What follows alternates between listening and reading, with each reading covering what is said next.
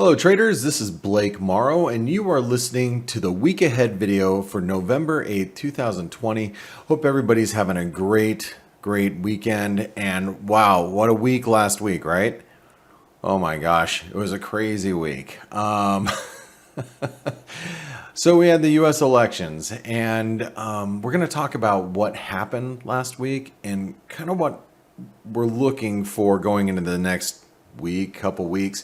The fact of the matter is, even though the election has come and passed here in the United States, we're still unsure of who the president will be moving forward. We have a pretty good idea, but we'll talk about that here in a moment. But before I go into that, I want to say thank you for those of you that did try out ForexAnalytix this last week and you hung out with us in the chat rooms.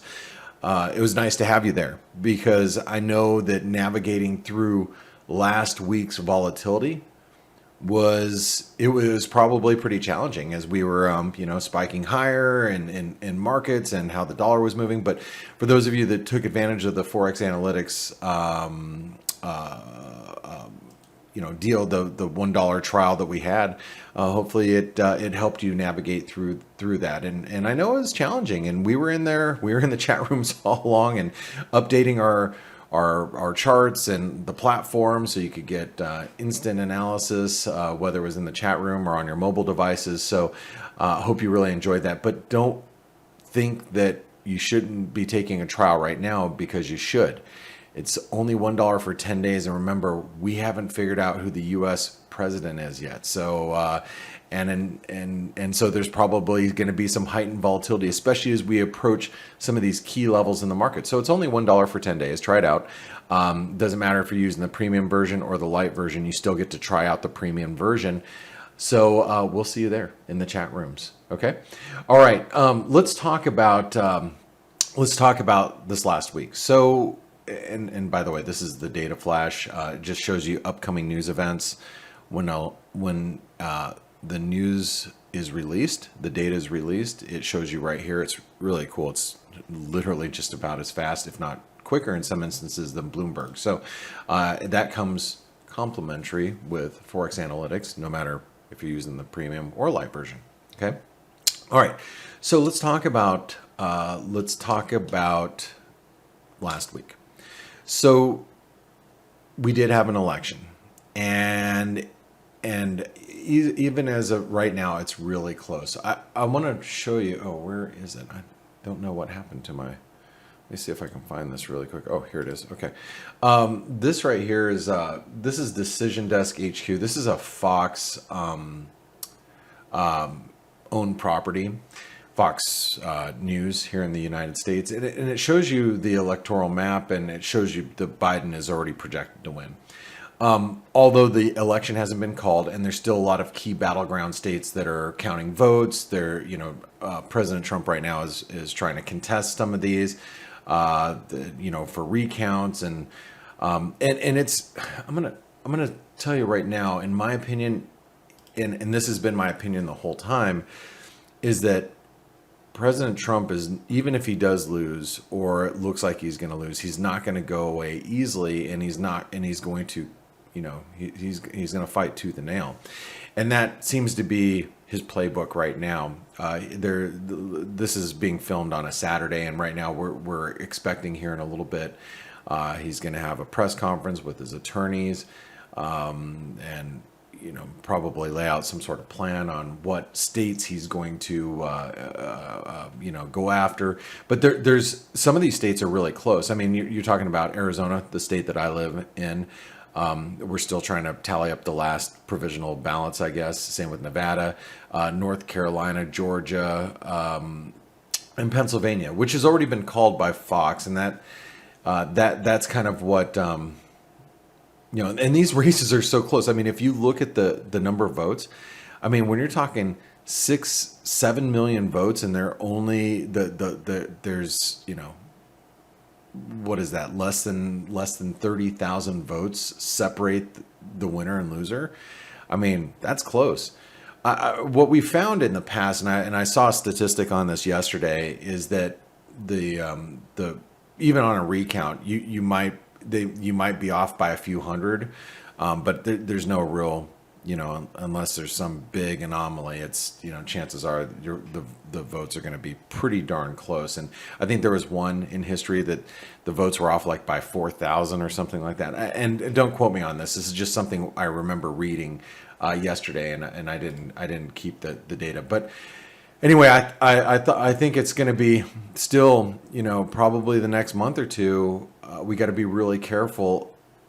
There's going to be fits and starts in the market, like, everybody's getting super excited, and then, maybe, there's some question marks. I'm showing you guys the S&P because the S&P, in my opinion, is up against really key resistance. Now, it's not just the triangle resistance that you see here, and that if you follow me even on Twitter and you don't watch, you don't watch our daily F.A.C.E webinars, you probably know that I've been talking about the S&P and about where we're at, and about how, we were down at the lower end of the range and we'd rally to this level. Well, we're here, and I guess even if we broke out, you have to realize this is a big megaphone pattern, right? That's capped the rally. So even if we hit new highs, we could actually double top here, right? I mean, if you think about it, like, that's even possible. And especially in this environment, because if you think about it, like, everybody gets excited because, and I'm just using this as an example, and I'm just kind of, making this up as I go right here. Let's imagine going back to this election results. Let's say it is confirmed Nevada and Arizona, or, Arizona's won. Okay. And, you can recount it, whatever you want, but it's declared, it's finally declared, and maybe Nevada too. And then all of a sudden, they find an irregularity in Pennsylvania. So, maybe everybody gets excited about Arizona and Nevada, and then the markets start to rally, and then, it comes off because Pennsylvania is not a sure thing. That is entirely possible. Or let's just say that one of those states comes in as, because Pennsylvania is 20, Arizona is 11, Nevada is 6. So let's say those two come in, and you're like, it's a lock. And then all of a sudden Georgia flips, and then Pennsylvania is like, oh, we're not so sure. And then you could see the market rally and then reverse. And you have to go back and do all the numbers, because, we need 270 for Biden to win. And let's say you take away Pennsylvania, and that's 20, right? It goes back to 253. And let's say one of these flip from 11, and then we're like, oh crap, we're not going to get that 11. So are we even going to get this 6? And then we're going to get over here. And then people start to get worried that maybe the election's not won, and then markets start to come down. I'm just giving you guys a lot of scenarios. And one of the things I just want to make the point of here, before getting too far into this, because I really want to get into currencies, it's not over yet. It looks like there's a good chance that Donald Trump will not serve a second term, and we're going to have a new president. But it doesn't seem, it seems like that's the path right now. But if I've learned anything over the last 4 years about Donald Trump, I'm going to tell you guys that I don't think he's going to leave early and concede early without a fight. I just don't believe it. So with that contention, now there's one last thing I need to bring up, and then I'm going to get into currencies. One last thing I want to bring up here is that he could contest his results, and you could be thinking, it's over, but the longer he contests the results and he doesn't concede, the longer the American public, and especially his supporters, he starts to sit and resonate with this, and then the risk of social unrest, starts to perk up a little bit as we go into the next month, right? As we go into the holiday season. So I don't think this is any time to be comfortable, and any time to be, kind of lackadaisical with your trades and your focus on the markets. That is why, oh, here it comes. That's why you should try ForexAnalytix. And it's only $1 for 10 days.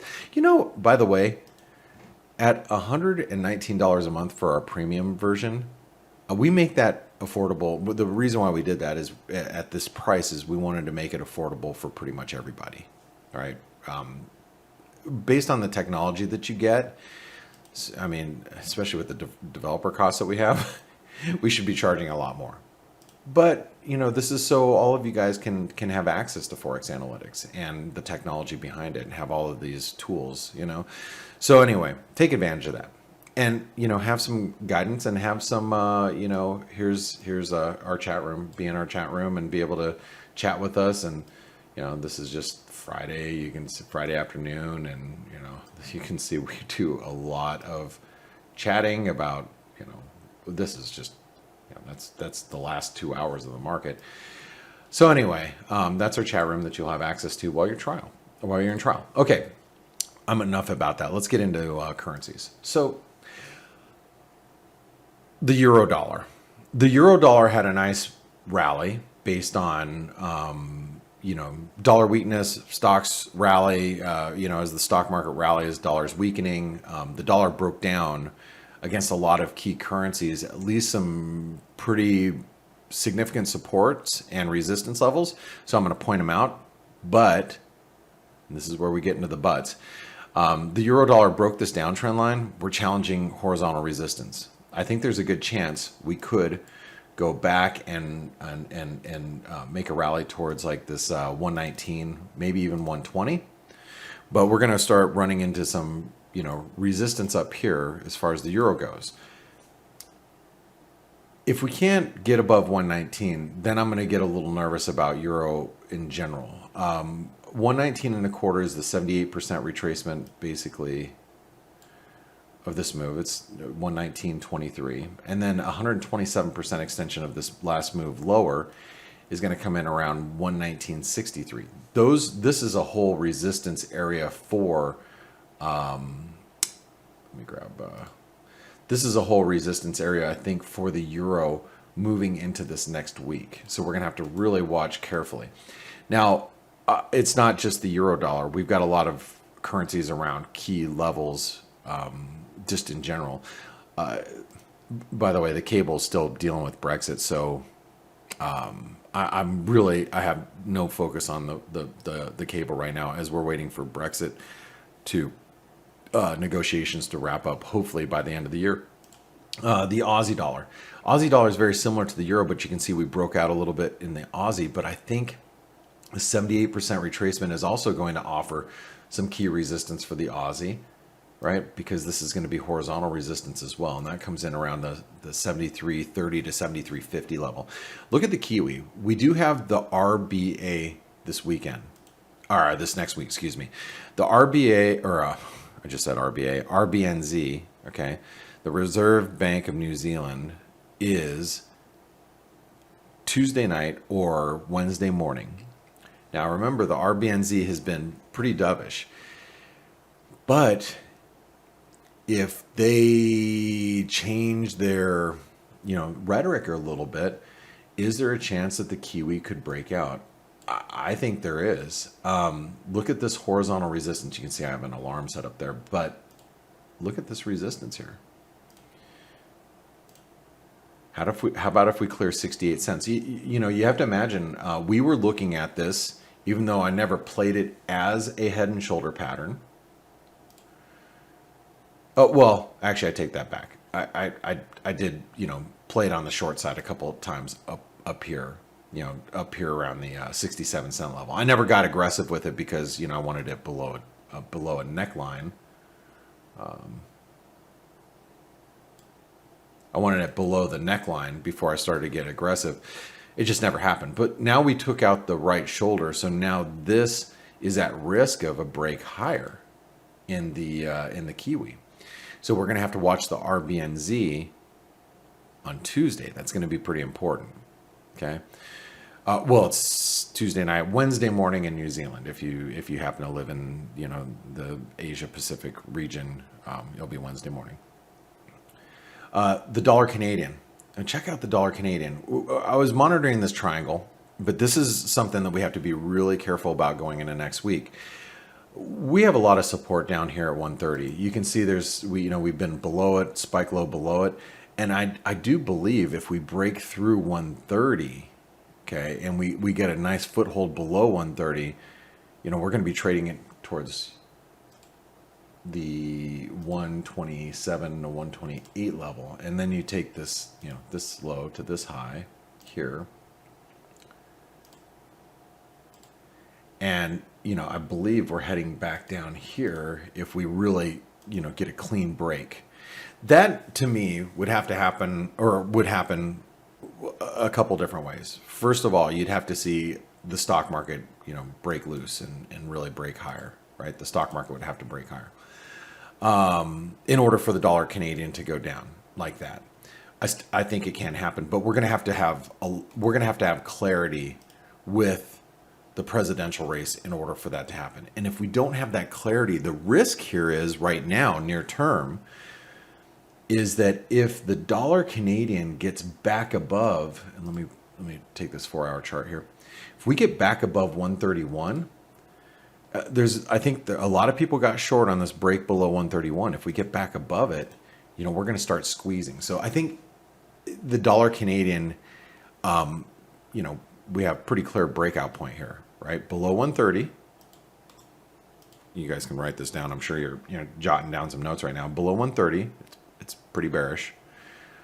Back above 131, things change. That's really on my radar this next week because there's one trade that I really enjoy to do. I don't mind trading breakouts because then if we break below 130, the way I like to trade it is, you can trade the initial breakout, right? But what I really like to do is be a seller at a retest right here.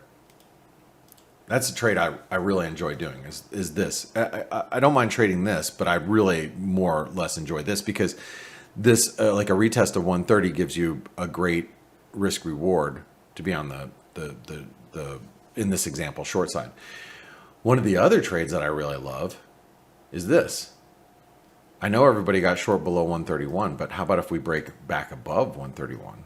Because now we get a squeeze, and that catches everybody wrong-footed, right? You got everybody short, and then we get back above 131, everybody scrambles and starts covering. So that's another trade that I really love to do. So I think there's a couple great opportunities here with the dollar Canadian. Okay, do you guys understand what I'm the vibe I'm giving off here?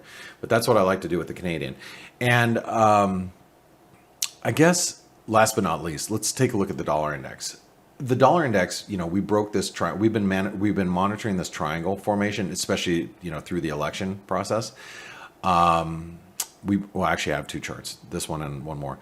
So we broke through the support in the dollar index, yet we haven't taken out the most recent trend lows. Okay, we are, and just so you guys can see this pink or pink trend line.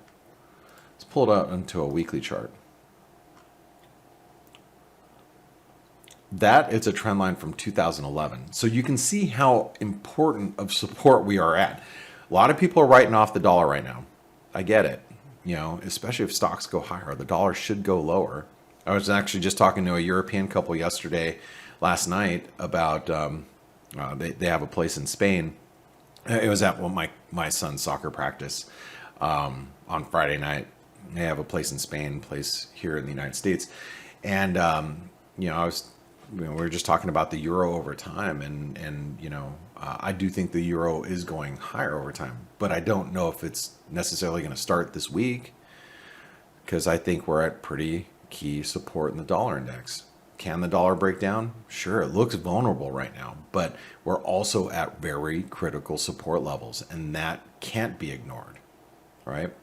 So the dollar index, yeah, I mean, if we get below 92, that would be pretty bearish. But we could still bounce here, excuse me. One last chart I wanted to bring to your attention is the US dollar Japanese yen. One of the guys that I trade with, one of the gentlemen that I trade with, he was pretty aggressively short the dollar yen above 104. Called it, and I didn't quite see it because I was a little nervous to be short the dollar yen above 104. But it actually broke down alongside with the dollar. But we are testing 160 or 127% extension of the last move higher. Excuse me, guys. I should drink some water right now, but I'm in the middle of filming, so I'm not going to. I'm going to let you go here in just a second. But you can see the dollar yen. We have this major trend line comes in right here at 102.50. as well. So this is the 161% extension of this move. So the dollar yen, we are, again, I show you the dollar index because I'm showing you how close to support we are. And the dollar yen, we could very well be supported here. We could very well be supported just a little bit lower if people, short the dollar yen, and it could find some support. And the dollar yen, as effect on the dollar index itself, I forget what the weighting is off the top of my head, but I believe it's between 12 or 16%. Just off the top of my head, I haven't looked in a couple of years, but it's not, like the euro that has an extreme weighting here. So even if the dollar yen pulled down a little bit, it might only have limited effect on the dollar index lower, which again, we're near some pretty key supports. So I think you have to be very, very careful. And that's the bottom line, going into this next week. And one of the reasons why I haven't showed you all the charts here on ForexAnalytix, just for those of you guys that use ForexAnalytix, the charts get updated throughout the weekend, especially on basic technical analysis. And you can see my colleagues are uploading their charts and their analysis. Not all of them have been updated because the team works throughout the weekend. So, on ForexAnalytix, you can go through, your different tabs of analysis and get, your updates and most recent analysis throughout the course of the weekend. All right. Not just from me. And just so you guys all know, those of you listening in, I typically will update 90% of the time. I update the basic technical analysis and the candlestick analysis throughout the course of the week at the end of the day.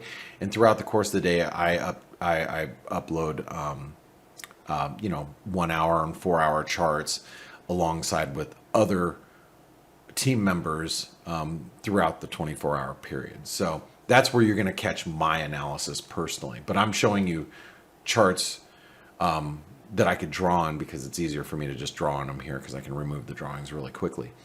So guys and gals, I want to thank you for listening in today.